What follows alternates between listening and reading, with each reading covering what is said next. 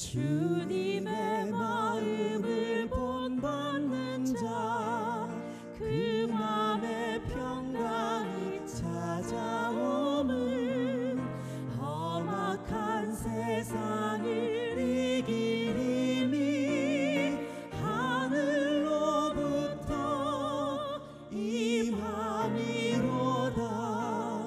주님의 마음 본받아 살면서 그 거룩하신 나도 이루리. 주 예수 세상에 다시 오실 그날엔 무성도 변화하여 주님의 빛나는 그 영상을 다 함께 보며 주 찬양하리. 주님의 마음 본받아 살면서 그 거룩하신 나도 이루리.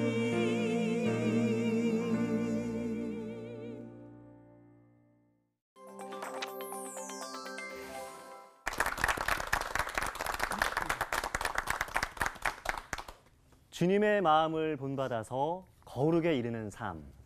설교로 하나 되는 시간, CBS 올포원 휴가간 장주희 아나운서를 대신해서 오늘 함께하게 됐고요. 저는 CBS 아나운서 송정훈입니다. 반갑습니다. 반갑습니다.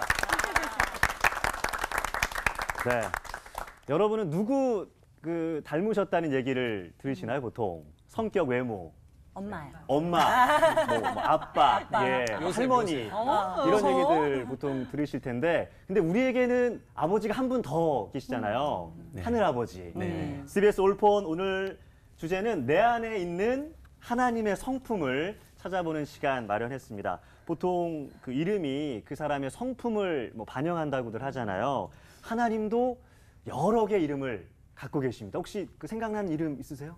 저는 구약에 너는 내 하나님 여호와의 이름을 망령되이 부르지 말라, 이런 좀 무서운 말씀인데 경외 받으실 분이라는 뜻의 엘로힘이라는 그런 이름이 생각나요. 엘로힘. 네. 엘로힘. 저는 스스로 존재하시고 스스로 결정하시는 신실하신 언약의 하나님이라는 뜻의 야훼. 야훼. 예, 그 언어를 좋아합니다. 저는 예. 엘샤다이, 엘샤다이. 복 주시는 하나님. 너무 그 좋죠. 뜻을 되게 좋아합니다. 저는 다스리는 자, 심판하는 자의 이름을 가지신 아도나이. 참 인상적인데요. 네. 그런 성품을 좀 닮아가지고 자꾸 정죄하고 싶고 다스리고 싶고 이런 거 아닌가 싶어가지고요. 네, 좀 고민입니다.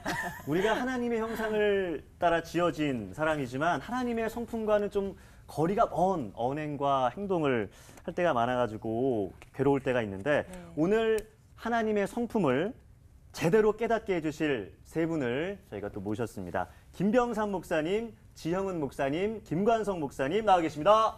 네. 자, 하나님의 성품에 관한 설교, 먼저 우리 김병삼 목사님의 설교부터 청해 듣겠습니다.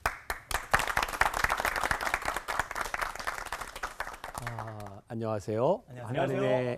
하나님의 성품에 대한 설교를 어떻게 할까, 이 주제가 너무 넓기도 하고, 그래서 제가 오늘 처음으로 시작하기 때문에 제가 좀 횡설수설하고, 제가 지난주에 방송을 같이 하면서 우리 지영훈 목사님, 김관성 목사님 가진 굉장히 좋은 은사가 논리적인 은사를 가지고 계시더라고요. 그래서 제가 횡설수설하면 두 분이 잘 정리해 주시는 은혜가 임할 줄 믿습니다.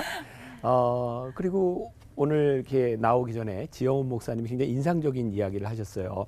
이 올펀이라고 하는 프로그램이 인기 있는 이유가 무엇일까?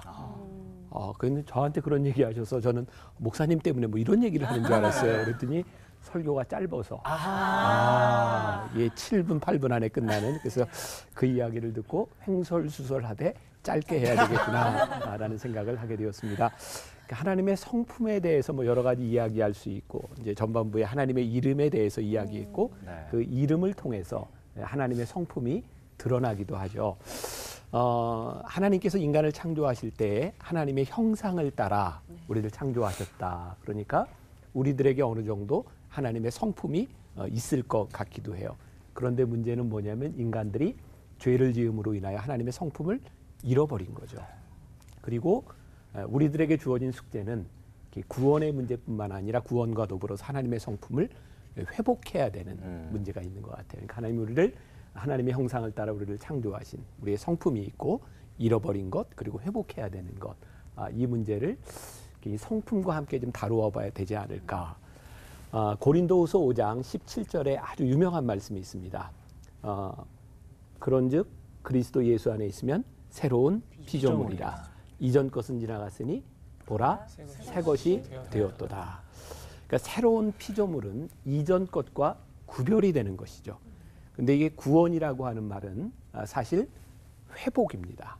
본래의 상태로 회복되어지는 거예요. 그러니까 우리들의 마음 가운데는 하나님의 성품을 담고자 하는 그런 마음들이 우리들에게 있는 것 같아요. 여러 가지가 있겠죠.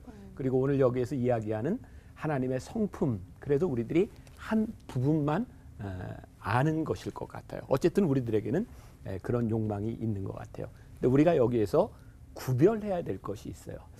하나님을 닮아가는 것, 하나님의 성품을 배우는 것과 하나님 같이 되려는 것은 조금 다른 문제인 것 같아요. 우리가 잘 아는 것처럼 아담과 하와가 이렇게 타락하게 된 이유 가운데 하나가 사탄이 와서 뱀이 와서 꼬시는데 뭐라고 얘기해요? 내가 이것을 선악과를 먹으면 어떻게 되리라?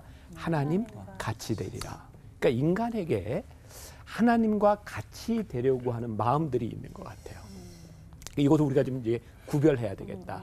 like God, 하나님 같이 되는 것은 어떤 것이고 하나님의 성품을 닮아간다는 것은 어떤 것인가, 이것을 좀 구별할 필요도 있는 것 같아요. 자, 우리가 하나님 같이 되면 행복할까요?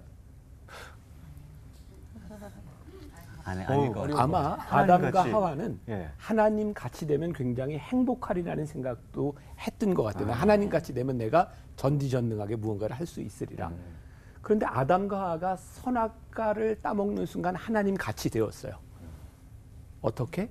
선악을 분별하게 된 거죠. 남의 허물이 보이기 시작하고, 그러니까 하나님 같이 죄가 보이는 거예요. 그런데 문제는 뭐냐면 선악을 분별하게 되는데 우리들에게는 선과 악을 분별하지만 그렇게 살 수 있는 능력이 없는 거죠.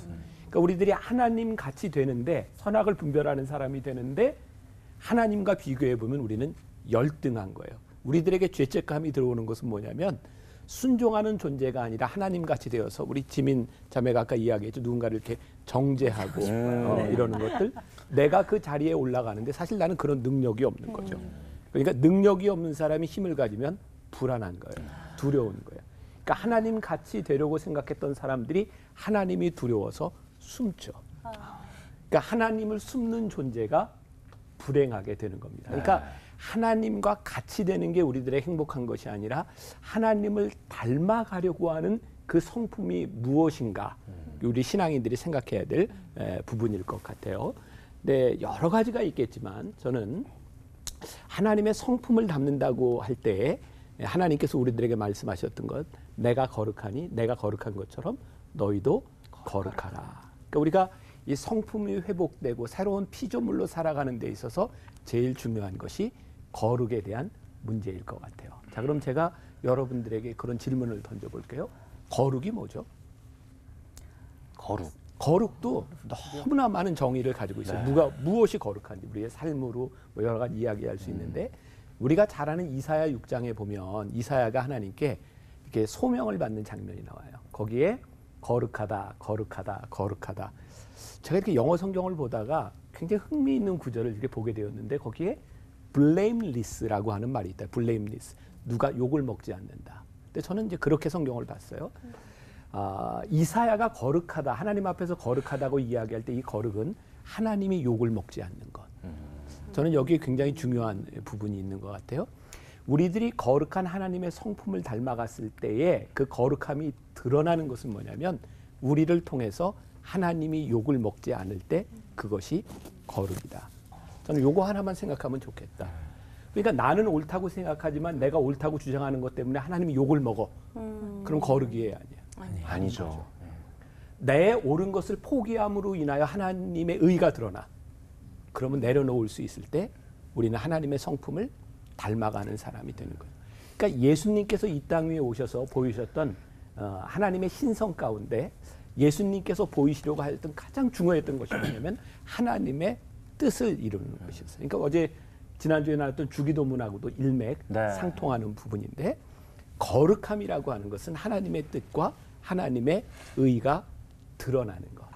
그리고 이 거룩함은 가장 결정적으로 아무도 보지 않는 곳에서 드러나는 나. 그게 내 성품이고요. 그리고 우리의 인생의 위기 가운데서 드러나는 것. 가장 원초적인 모습이 우리의 성품이죠. 그것이 하나님께 욕이 되지 않도록 우리들이 살아가려고 노력하고 하나님의 성품을 닮아가려고 노력하는 것. 그것이 우리들에게 필요하지 않을까. 제가 지금 하나님의 성품에 대한 이야기를 하지 않고 하나님의 성품을 닮아가는 것에 대해서 이야기를 했는데 아마 하나님의 성품에 대한 것은 누가 얘기를 해주실까요? 네, 지영원 목사님과 김관성 목사님이 말씀을 해주시리라 생각하고 저는 이렇게 한번 거룩에 대해서 한번 다루어 봤고요. 기도하겠습니다. 하나님, 우리가 이 땅에 살아가는 동안 하나님 닮고 싶은 마음들 참 많이 있는데 우리들의 의가 우리들이 생각하는 것들이 하나님을 아프게 할 때가 많이 있고 하나님의 거룩함을 훼손할 때도 참 많이 있습니다. 하나님, 우리가 닮고 싶은 거룩함, 우리의 삶으로 인하여 하나님이 욕먹지 않도록 세상으로부터 조롱받지 않도록 그렇게 하나님을 생각하며 살아가는 거룩한 주의 백성들 되게 하여 주옵소서. 예수님의 이름으로 기도했습니다. 아멘.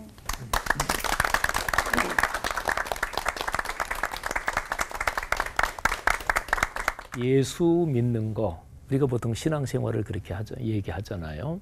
근데 기독교 신앙을 가장 단순한 말로 하면 예수 그리스도 닮아가는 것이죠. 그런데 삼위일체 하나님께서 구세주 예수 그리스도를 보내주신 까닭이 있습니다. 그거는 하나님은 눈에 안 보이니까. 그런데 사람이 믿기 어렵죠. 눈에 안 보이니까. 그래서 우상은 눈에 보이지 않는 하나님을 눈에 보이는 방식으로 자꾸 만들려고 하는 게 우상이거든요. 그래서 삼위일체 하나님께서 구원의 역사 가운데 그래, 나를 너희들한테 좀 너희들이 이해가 가능하게 좀 보여주겠다. 그래서 하나님께서 사람 몸을 입고 우리처럼 오신 분이 바로 성자 하나님 예수 그리스도시거든요. 그러니까 예수님을 닮는다 이 얘기는 궁극적으로 하나님을 닮는다 이 얘기를 말하는 거하고 똑같은 것이죠. 그래서 예수님께서 이 땅에 오셔서 사역을 하시면서 예수님이 가르쳐 주신 가장 깊은 말씀이 있습니다. 그래서 예수님이 본격적으로 깊은 말씀을 하실 때는 그 말씀 때문에 사람들이 오해를 하기도 하고 이게 도대체 무슨 뜻인가 사람들이 이해를 잘 못했습니다. 예수님이 말씀해 주신 가장 깊은 말씀이 요한복음에 많아요. 요한복음 6장에서 예수님이 이런 말씀을 하십니다. 내 살을 먹고 내 피를 마셔야 된다. 이것 때문에 사람들이 오해가 됐어요. 그래서 심지어는 예수님을 가장 가까이 따르는 제자들도 예수님을 떠나려고 했던 것 같아요. 그때 상황이 다른 사람들이 저 사람이 자기 살을 준다는 얘기냐 우리가 사람을 먹으라는 얘기냐 이래서 많은 사람이 떠나고 더이는 같이 다니지 않았다 이런 얘기를 하고 그 상황에서 예수님이 제자들한테 너희도 나를 떠날 거냐 이렇게 질문을 하셔요. 그러니까 굉장히 깊은 말씀이 있죠. 내 살을 먹고 내 피를 마신다. 이게 이제 십자가 사건과 믿음의 깊은 거를 얘기한 건데 그 당시는 사람들이 이해가 안 됐던 거죠. 그런데 요한복음 15장에 보면 또 무지무지하게 깊은 말씀이 나옵니다. 내 아버지는 농부라 그런 말씀. 그리고 나는 포도나무여 너희는 가지니 근데 그 말씀에서 우리가 많이 들었던 말씀이죠. 너희가 내 안에, 내가 너희 안에. 내가 아버지 안에, 아버지가 내 안에 있는 것처럼. 그게 뭐예요? 그러니까 하나님, 예수 그리스도, 그러니까 성부 하나님, 예수 그리스도, 그리고 우리. 이 삼자가 말하자면 온통 하나라는 얘기예요. 이거를 가리켜서 기독교 신앙에서는 참 신비적인 좀 어떤 비의에 속하는 거라고도 볼 수 있는데요. 바로 거기에 대한 구절을 기록하는 것이 베드로후서 1장 4절입니다. 그런 구절은 많아요. 근데 대표적인 구절이 베드로후서 1장 4절입니다. 제가 한번 그 구절을 읽어드리겠습니다. 이로써 그 보배롭고 지극히 큰 약속을 우리에게 주사 이 약속으로 말미암아 너희가 정욕 때문에 세상에서 썩어질 것을 피하여 신성한 성품에 참여하는 자가 되게 하려 하셨느니라. 아멘. 이 베드로서 1장 4절은 교회 역사에서 무지무지하게 중요한 역할을 했던 그런 구절입니다. 그러니까 베드로 후서의 이 말씀은 우리 그리스도인들에게 이런 메시지를 전하는 거죠. 하나님을 닮아야 된다. 아까 제가 예수 그리스도를 닮아가는 게 신앙이라 그랬잖아요. 근데 그거는 궁극적으로 하나님을 닮는다. 이거를 뜻하는 것이고 하나님의 성품을 닮는다. 이거를 뜻하는 것인데 그중에 제일 중요한 게 하나님의 거룩하십니다. 마태복음 5장 48절에서 예수님께서 하늘에 계신 내 아버지께서 거룩하신 것처럼 너희도 거룩하라 말씀하셨고요. 에베소서 4장 13절에서는 예수 그리스도의 장성한 분량이 충만한 그 상황까지 우리가 도달해야 된다. 이게 다 이제 따지고 보면 하나님이 거룩하신 것처럼 너희도 거룩하라 이런 거죠. 저는 이 구절이 오늘날의 한국교회에 특별히 중요한 의미를 가지고 있다 이렇게 봅니다. 한국교회는 늘 전도에 열심을 냈던 교회잖아요. 복음 전도, 해외 선교, 내 이웃을 전도하고 이런 것부터 시작해서 그런데 성경의 맥락을 가만히 보면 복음을 전하기 앞서서 반드시 필요한 게 있습니다. 우리가 잘 아는 사도행전 1장 8절 성령이 너에게 임하시면 권능을 받고 쭉 확산돼 가지고 땅 끝까지 증인이 된다.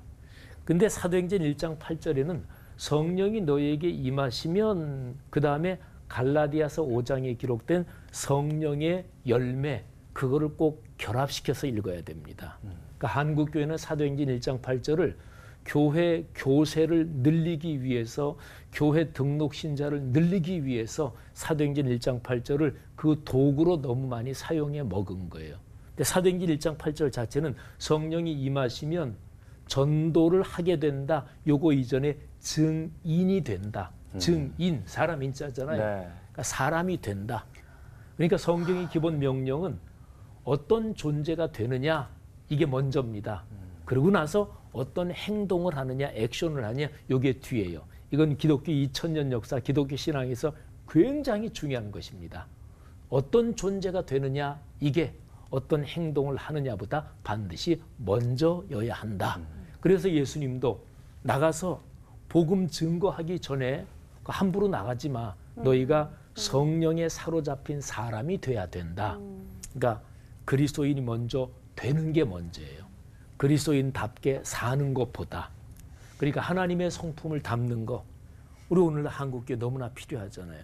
그러니까 예수 안 믿는 사람들도 그런 얘기하고 또 교회 나오다가 안 나오는 사람들도 아유 당신처럼 될까 무서워서 교회 안 나가겠다. 그리스도인의 삶의 모습이 주님의 복음을 전하는데 발목을 잡고 있는 거지요. 그러니까 주님 닮는다. 하나님 닮는다. 거룩한 성품을 닮는다. 이것이 오늘날 한국교회 얼마나 절실한지 모르겠다. 이런 생각을 하는 거죠. 저나 우리 각자 자신부터 주님의 거룩한 성품을 좀 더 닮으려는 어떤 일을 하는 건 다 둘째입니다. 주님 닮게 하옵소서. 이게 절절하고 간절한 기도가 됐으면 좋겠습니다. 기도하겠습니다. 주님, 나를 위해 십자가에 달리신 예수 그리스도, 또 주 예수 그리스도 당신의 독생자를 세상에 보내신 거룩하신 하나님 아버지의 그 뜻을 담게 그 마음을 담도록 저희를 도와 주옵소서. 예수님 이름으로 기도 올립니다. 아멘.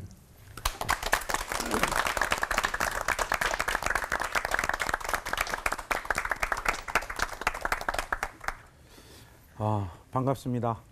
앞에 두 목사님으로부터 모든 짐을 떠맡게 된 막내 김관성 목사입니다.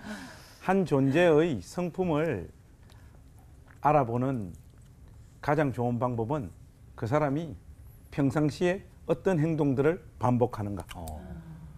그걸 가만히 들여다보면 그 사람의 성품이 어느 정도 파악되어지죠. 저는 오늘 하나님의 성품 가운데 아주 구체적인 한 부분들을 확인해 보려고 합니다.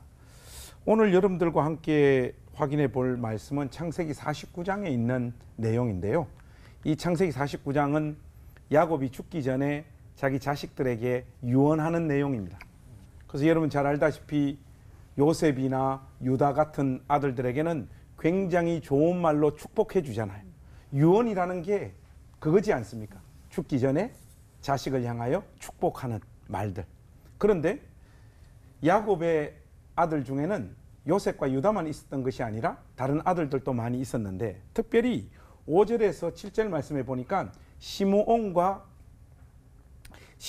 등장하고 또 한 명은 네위라는 인물도 등장합니다. 이 시몬과 네위의 인생에 대하여 야곱이 유언을 하기를 축복의 말을 전달하는 것이 아니라 저주의 내용을 선포합니다. 특별히 5절 말씀에 보니까 시몬과 네위는 한 형제요, 그들의 칼은 폭력의 도구로다. 이렇게 이야기를 합니다. 한마디로 예. 그렇죠. 그들의 인생이 하나님 앞에서 폭력의 도구로 쓰임받은 인생이다. 이렇게 하나님께서 그들의 인생을 먼저 평가를 해버리십니다. 이렇게 그들의 인생을 평가하고 난 다음에 그들을 향하여 축복이 아니라 저주를 선포합니다. 그 저주의 내용이 뭐냐? 너희 둘은 이제부터 흩어지고 나누어지고 쪼개지리라.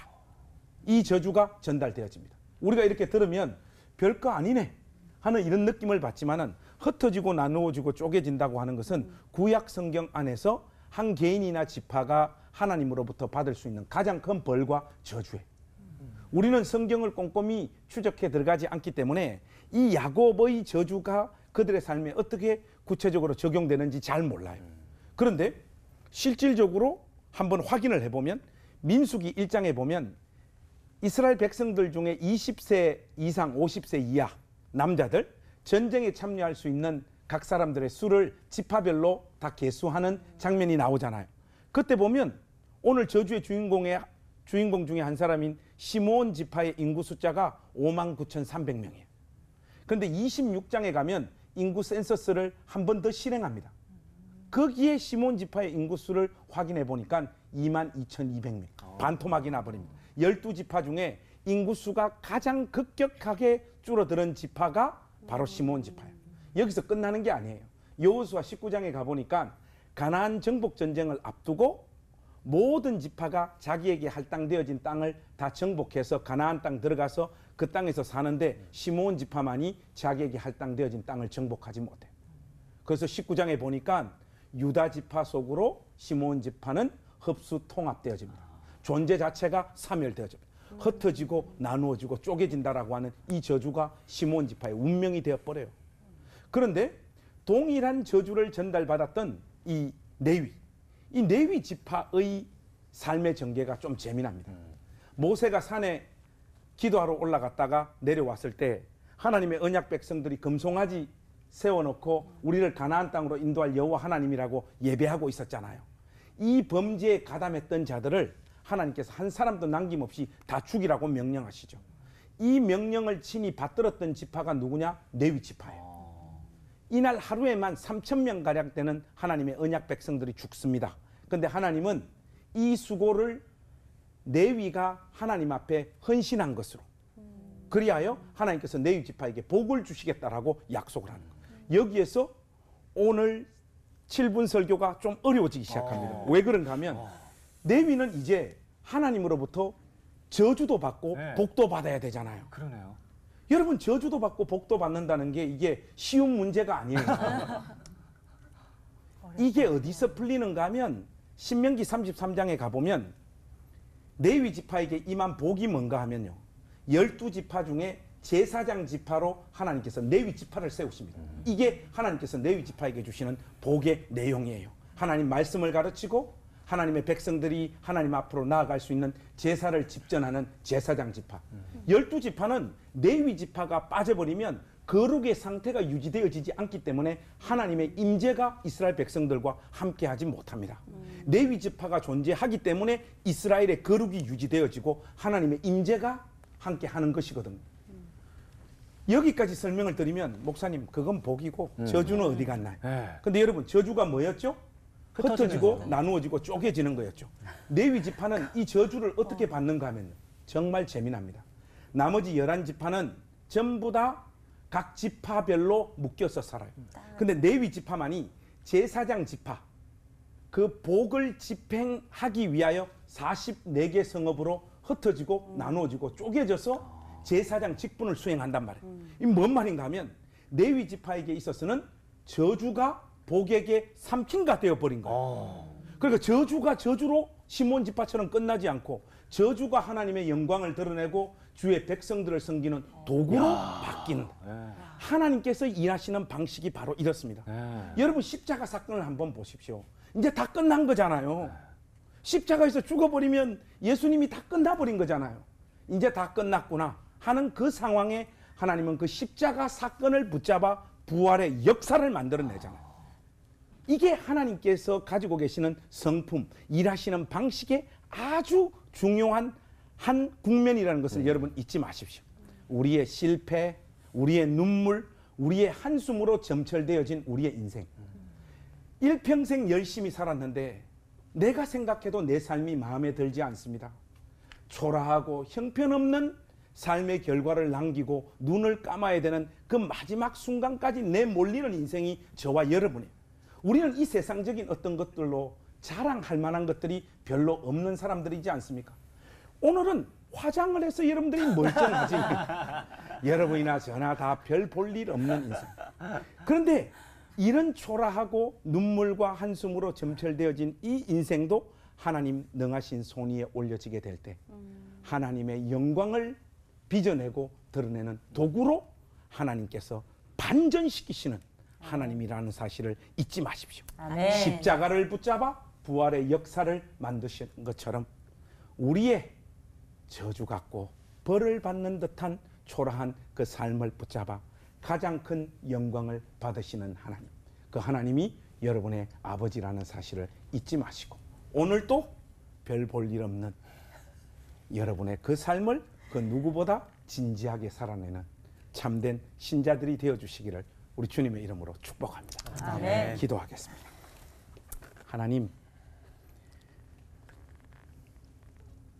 아무것도 아닌 우리의 인생도 하나님의 영광을 드러내는 도구로 삼으시는 그 놀라운 반전의 하나님이 우리의 아버지임을 고백합니다.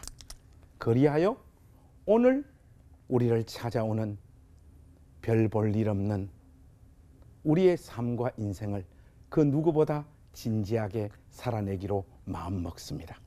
232에 하나님의 은혜를 부어 주시옵소서.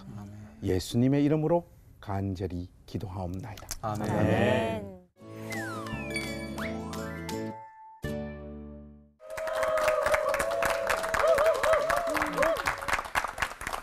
네, 하나님의 성품에 관한 우리 세 분 목사님의 설교를 들었는데 저는 가슴이 좀 이렇게 뜨거워지더라고요.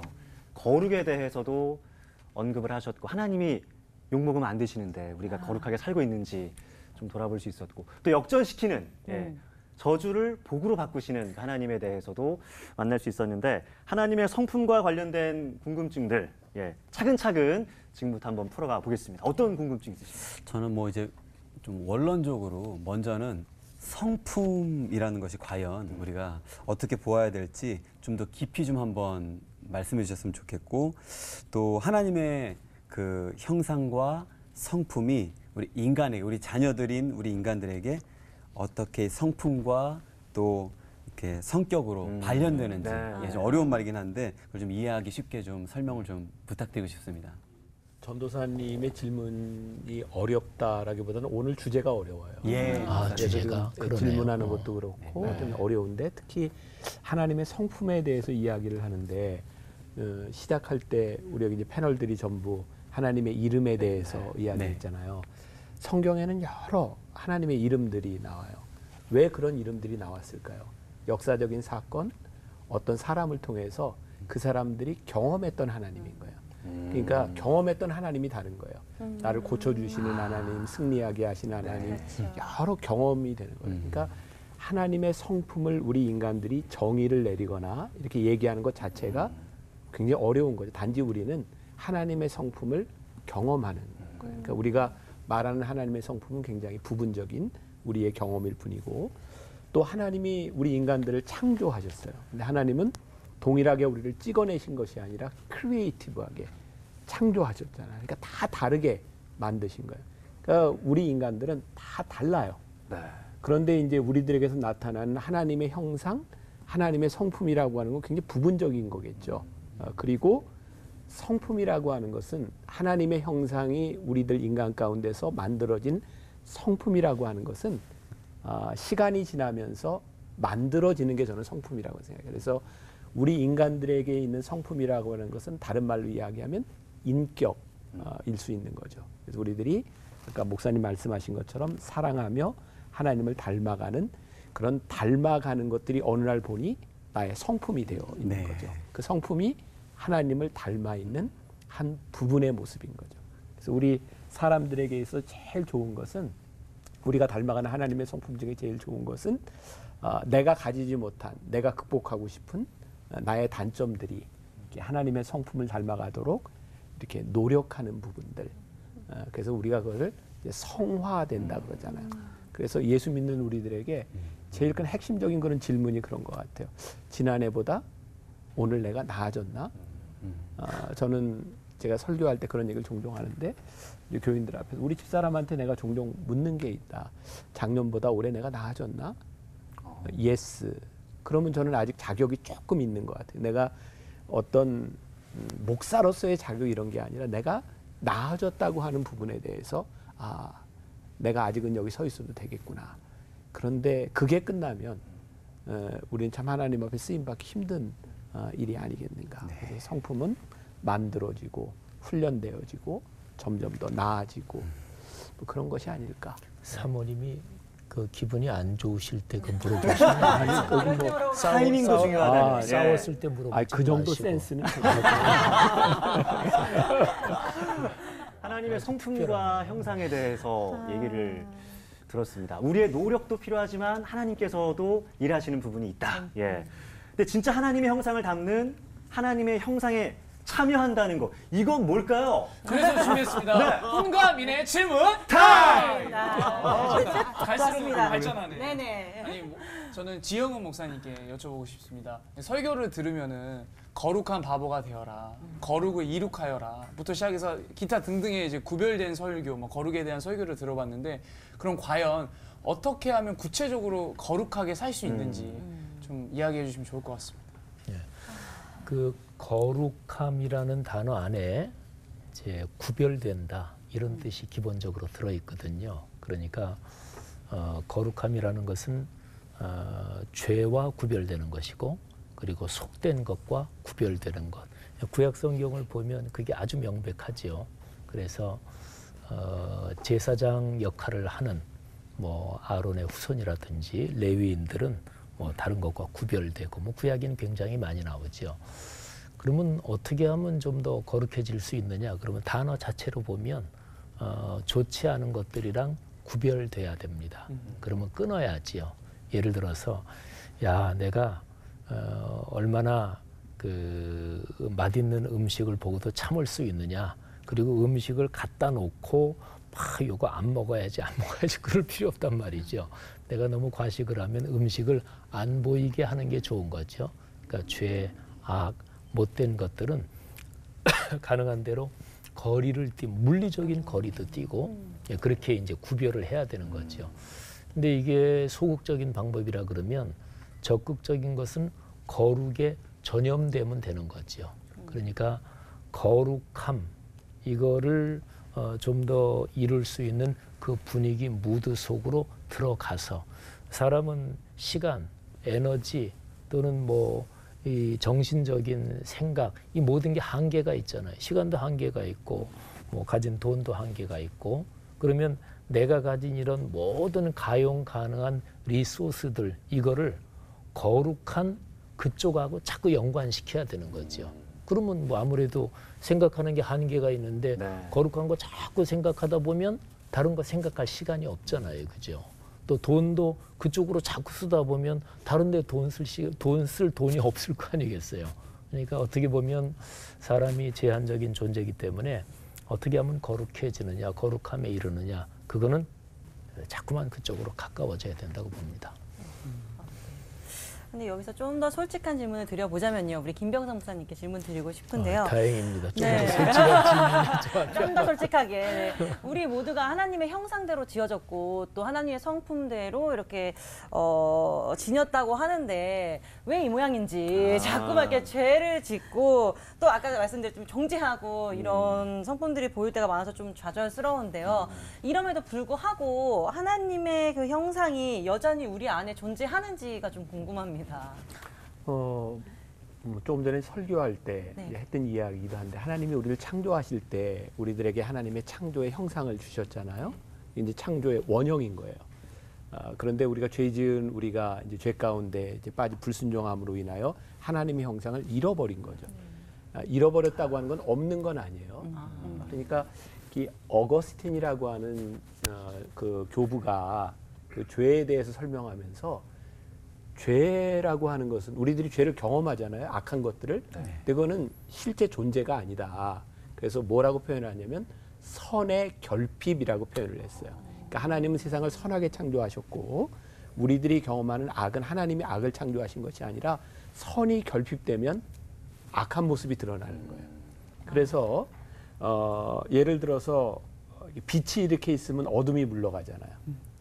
빛이 들어가면 어둠이 물러가는 것처럼 선한 영향력들이 이렇게 들어오면 이제 악이 이렇게 물러가는 거죠. 그러니까 우리들이 하나님의 형상을 우리들이 잃어버렸지만 우리 안에 하나님의 형상이 있고 이것을 회복하기 위해서는 선이 우리들에게 들어와야 되는 거죠. 자, 이건 뭐 굉장히 신학적인 얘기지만 실제적으로 우리들이 이렇게 하나님의 은혜를 경험하고 하나님이 우리와 함께 하시고 그런 경험을 통해서 우리들에게 사실은 의지가 생겨요. 그런데 그 의지를 유지해 가는 게 쉽지 않아요. 그래서 이제 목사님이 말씀하셨던 구별된 이제 삶, 그런 패턴을 만드는 것 굉장히 중요하죠. 우리들이 연약한 존재니까. 그 오늘 질문에 대해서 분명한 것은 우리들이 하나님의 형상을 가졌지만 죄가 우리들 속에 있어 하나님의 형상이 자꾸 드러나지 않고 악으로 가려고 하는 성향들이 있으니까 우리는 끊임없는 싸움인 거예요. 그래서 어거스틴 표현하면 이런 표현이 고무줄 있잖아요. 고무줄을 이렇게 당기면 놓으면은 자꾸 돌아가려는 성향이 있어요. 자꾸 돌아가려는 계속 팽팽하게 잡아 다녀야 되는 거죠. 그래서 나는 신앙생활은 낭만적인 게 아니에요. 싸움이에요, 싸움. 전신갑주를 입고 싸우는 거예요. 이 세상 안에서 우리들이 영적인 영향력, 하나님의 형상을 가지기 위해서는 싸워야 되는 거야. 세상과 싸우고 내 의지, 욕망과 싸우고. 그래서 나는 가장 무책임한 사람, 말하는 이런 사람. 어쩔 수 없어. 나 이대로 살다 죽을래. 가장 무책임하고 나쁜 말인 거예요. 우리 크리스찬들에게 있어서 선한 의지, 하나님의 성품을 가지기 위해서 우리들이 끊임없이 노력하고 삶의 패턴을 만들어가고 그래서 우리 안에 있는 성품은 또 개발되는 거잖아요. 그래서 하나님의 성품을 자꾸 찾아내는 것이 필요하겠다. 이어서 저는 김관성 목사님께 질문 드리겠습니다. 어떻게 보면 약간 좀 사적인 질문일 수도 있는데 우리 그 목사님께서는 오늘 또 반전의 하나님에 대한 말씀을 해주셨는데 목사님 삶 가운데 반전의 하나님의 손길이 있으셨던 적은 언제였는지 한번 여쭤보고 싶습니다. 자, 질문이 점점 어려워지네요.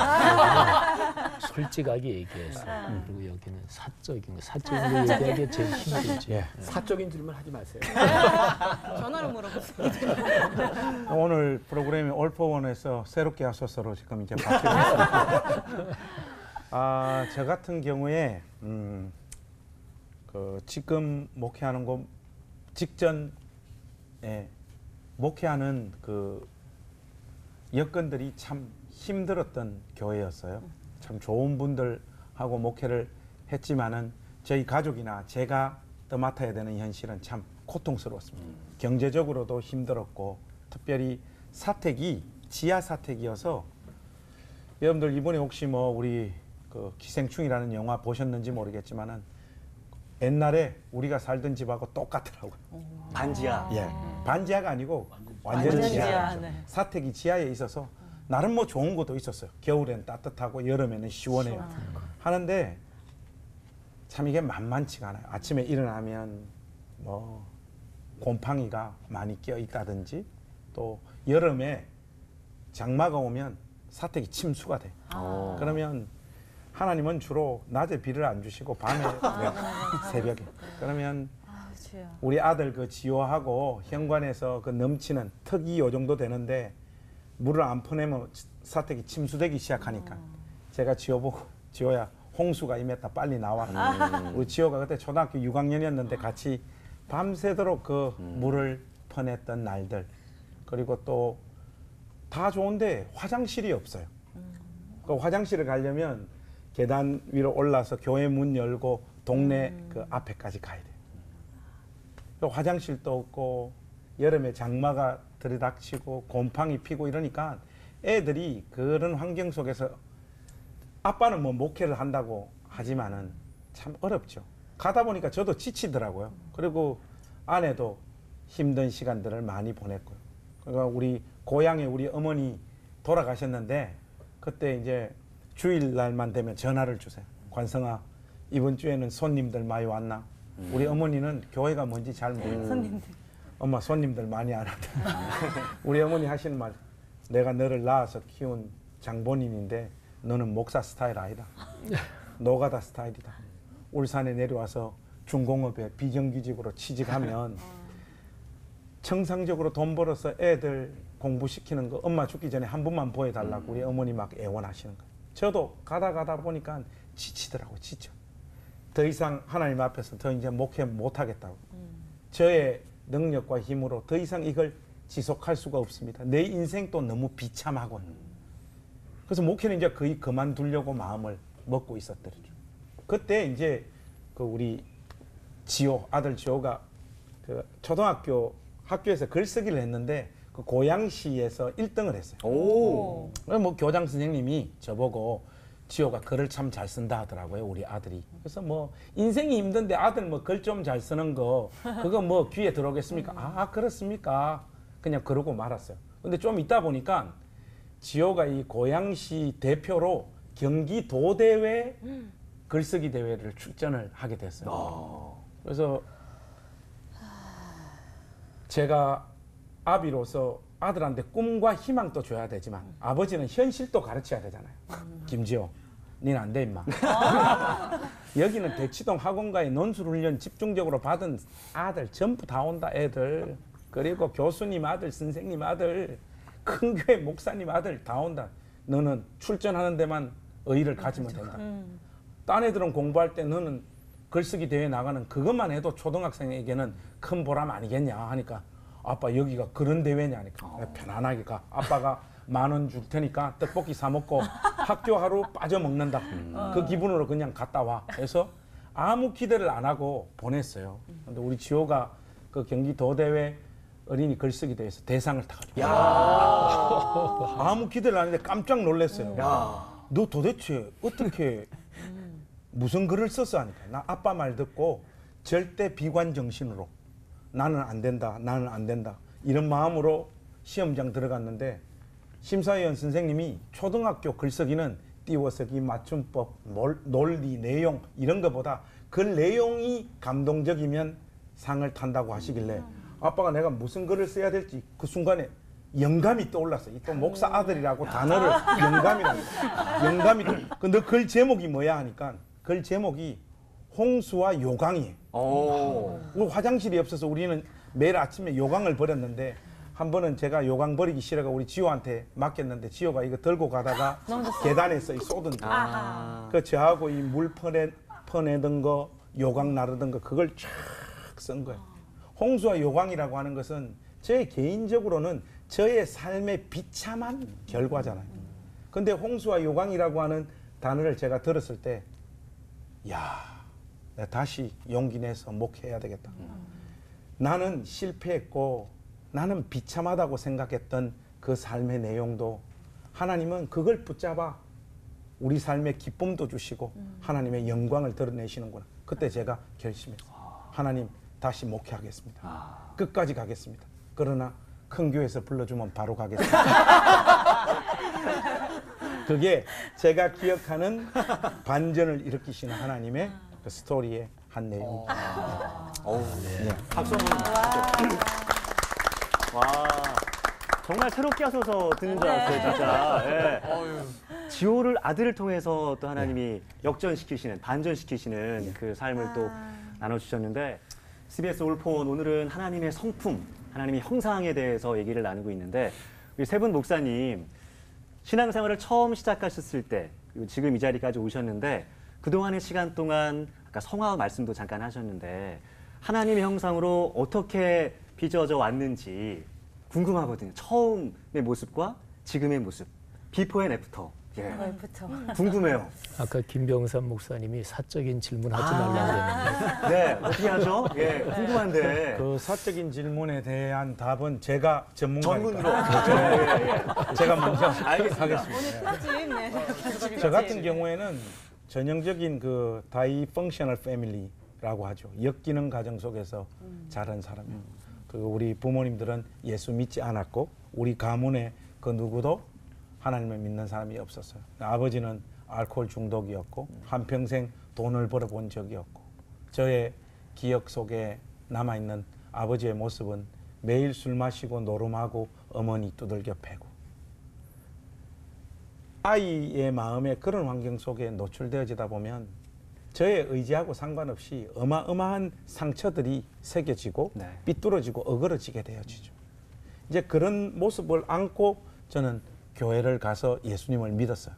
예수님을 믿은 그 사건은 저에게 참 감격적이고 놀라운 은혜였지만은 제가 가지고 있었던 기본적인 어떤 성품이나 기질이나 받았던 상처가 한 번에 해결되어지지 않았어요. 예수 믿으면서 저 자신의 어떤 한심한 모습 때문에 너무너무 괴로웠어요. 잘 변하지도 않고 분투하고 사투를 벌리지만 진보하고 나아지지 않는 듯한 저 모습 때문에 너무너무 많이 괴로웠죠. 그리고 저는 목사가 된 지금 이 시점에도 제가 많이 변했다라고 생각하지 않아요. 그런데 저희 집사람이 저보고 많이 변했대요. 오. 당신 처음 만나가지고 지금 연애한 것까지 포함하면 우리가 23년을 같이 살았는데 네. 처음 만났을 때하고 지금은 너무너무 다르다. 그때는 깡패요, 지금은 천사라. 야. 저는 뭔가 분투하고 사투하는 그런 고민들밖에 없었다고 생각했는데 하나님의 섭리의 손길 안에서 조금씩 변해갔던 것 같아요.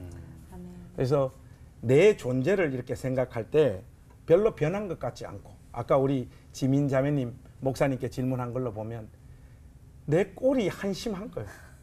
하나님 형상대로 지음 받았다고 하는데 내 꼴이 한심한 거. 저는 여기에 대한 답을 좀 찾았어요. 이건 뭔가 하면 예수 믿고 거룩해진 사람으로서 죄에 대한 감각이 예민해진 거예요. 옛날에는 이 꼴대로 사는 것이 죄인지도 나쁜 건지도 모른 채 뒹굴었는데 이제는 이런 내 모습이 보이기 시작한 거예요. 네. 우리가 아직 죄인 되었을 때 그리스도께서 우리를 사랑하시고 우리를 그분의 자녀로 삼아 주셨잖아요.